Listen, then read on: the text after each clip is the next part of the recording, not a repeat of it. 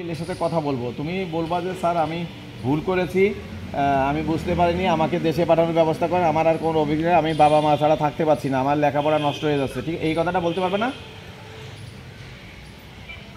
ঠিক আছে, যে স্যার আমার লেখাপড়া শেষ হয়ে যাচ্ছে, আমাকে দেশে পাঠানোর ব্যবস্থা করেন স্যার, আমার আর কোনো অভিযোগ নেই, আমি আমাকে বাবা মার কাছে ফেরত পাঠান। ঠিক আছে, এটা বলবা, দেখো যে ইনশাল্লাহ অল্প সময়ের ভিতরে, কারণ আমার তো ভিসা শেষ হয়ে গেছে, আমি তো আসতে পারতেছি না, বুঝো নাই? ঠিক আছে, কারণ ভিসা শেষ হলে তো শেষ না হয়ে গেলে তো আমি আসতে পারতাম, এখন তো ভিসা জটিলতায় ভুগছি। আর এমনি কোনো সমস্যা আছে নাকি? শীতের কাপড় টাপড় আছে, কোনো সমস্যা আছে তোমার? আচ্ছা আচ্ছা, ঠিক আছে, তাহলে সাবধানে থাকো ইনশাল্লাহ। তোমার মা বাবার সাথে কথা হয়েছে? আমার প্রার্থনা করে তোমাকে যাতে দ্রুত পরিবারের কাছে ফেরত পাঠায় সেই আর্জিটা তুমি রাখতে পারো, সেই ব্যাপারে তাকে বলেছি এবং সে সেটাই চেয়েছে। সে কোথায় বর্তমানে রয়েছে? সে আছে পূর্ব মেদিনীপুর, ভারতের একটি তমলুক সমবায় সমিতির একটা শেল্টার রুমে। সেখানে থাকার কারণটা আসলে কি? কারণটা তারা হয়তো একটি ভুল বোঝাবুঝির কোনো স্থানীয় একটা সেলে তাকে যে কোনোভাবে নিয়ে যায় ইন্ডিয়াতে। ও যখন বুঝতে পারে যে সে ইন্ডিয়াতে চলে আসছে, তাকে ভুল পথে নিয়ে আসছে, ভুল জায়গায় নিয়ে আসছে, তখন সে সারেন্ডার করে থানায় যে আত্মসমর্পণ করে পুলিশ ছেলেটাকে আটক করে। ঠিক আছে, সেই হিসাবে সে আইনি প্রক্রিয়ায় সে এখন শেল্টার হোমে একটি তমলুক সমবায় সমিতিতে তাদের নিয়ন্ত্রণাধীন সরকারের একটি প্রতিষ্ঠানে তাকে দেখভাল করছে।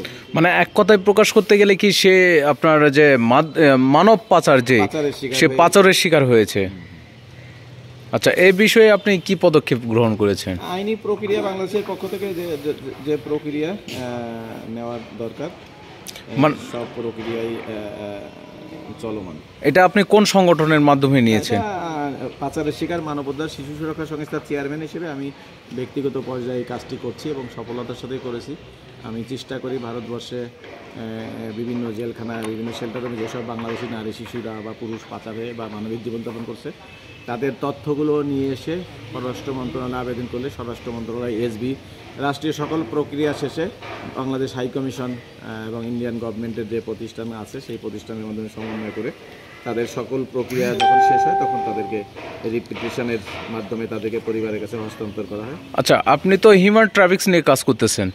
মূল যে বিষয় যে মানব পাচারটা হচ্ছে, তার অধিকাংশ নারী শিশু, এটা মানে হওয়ার কারণটা কি? না, শুধু যে নারী শিশু হচ্ছে তা কিন্তু না, এরা হিউম্যান অর্গানটা একটি বিশাল বড় একটি এই বিষয়, কিন্তু কিডনি, লিভার, অনেক ক্ষেত্রে কিন্তু এগুলোর অর্গানকে টার্গেট করেও কিন্তু অনেক মানসিক প্রতিবন্ধী মানুষকেও কিন্তু পাচার করা হয় বাণিজ্যিকভাবে। আর হিউম্যান সেক্সুয়াল যেটা আছে সেটা নারীদের ক্ষেত্রে, তরুণ নারীদের ক্ষেত্রে, সেখানে অনেকে বিয়ের প্রলোভন দেখে বিয়ে করে তাদেরকে ভিন্ন দেশে নিয়ে অন্যের কাছে বিক্রি করা, এটাও আছে, এরকমও আছে কিছুটা ক্ষেত্রে। আমি একটু কলে কথা বলি, গার্জিয়ানের সাথে একটু কথা বলার চেষ্টা করছি। হ্যাঁ, একটু মিজান ভাই, আপনার এই যে পিরিয়া লাইনই আছে, আপনি থাকেন, পিয়ার সাথে কথা বলতেছিলাম, ভাবলাম যে আপনাকেও যুক্ত করিনি। ঠিক আছে, আপনিও থাকেন, আমি দেখি কলের চেষ্টা করছি আর কি। আপনার ভিডিও অন করে রাখেন।